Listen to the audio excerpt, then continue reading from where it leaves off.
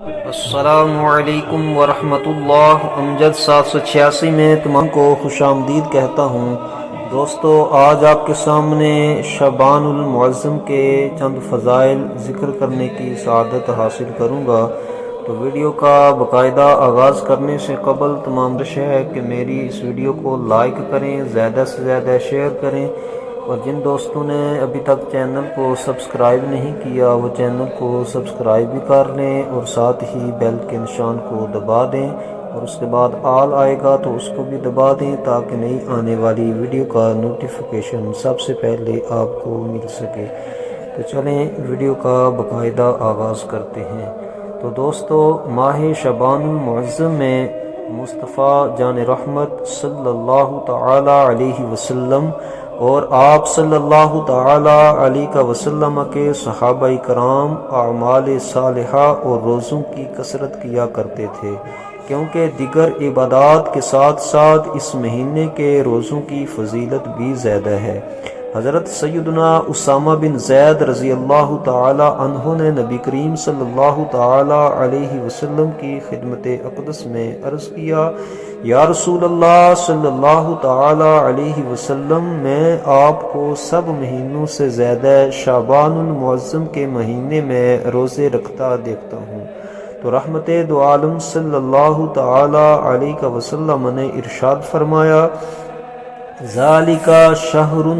یفعل الناس عنہ بین رجب ورمضان وہو شہر ترفع فیہ الاعمال الی رب العالمین فاحب ان یرفع عملی وانا صائم،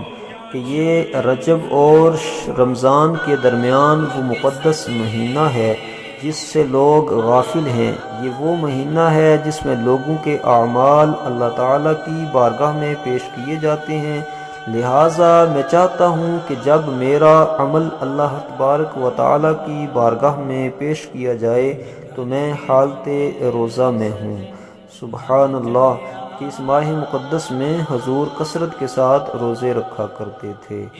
تو میرے دوستو، شعبان المعظم اللہ تبارک و تعالیٰ کی طرف سے بندہ مومن کے لیے ایک عظیم عطیہ، بلائیوں اور عطاؤں والا مہینہ ہے۔ سرکار دو عالم صلی اللہ تعالی علیہ وسلم نے اسے بہت پسند فرمایا۔ حضرت سیدنا انس بن مالک رضی اللہ تعالی عنہ نے فرمایا، کان رسول اللہ صلی اللہ علیہ وسلم یصوم فلا یفطر حتی نقول ما فی نفس رسول اللہ صلی اللہ علیہ وسلم ان یفطر العام ثم یفطر فلا یصوم حتی نقول ما فی نفسه ان یصوم العام وکان احب الصوم الیہ فی شعبان،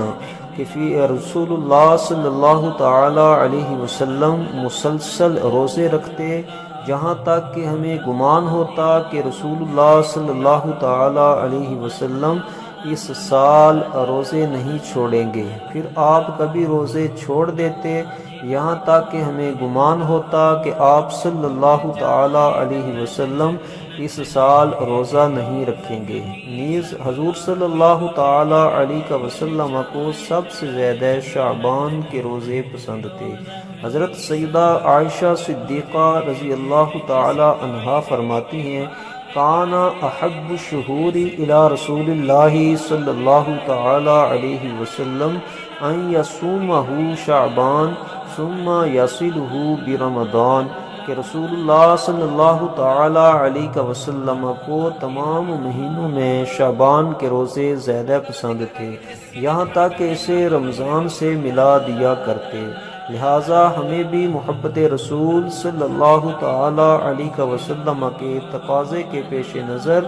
ماہ شعبان میں اپنی استطاعت و آسانی کے مطابق اعمال صالحہ اور روزوں کی کثرت کرنی چاہیے۔ تو دوستو، آج کی اس ویڈیو میں نے آپ کے سامنے اس ماہ شعبان المعظم میں حضور نبی پاک صلی اللہ تعالی علیہ وسلم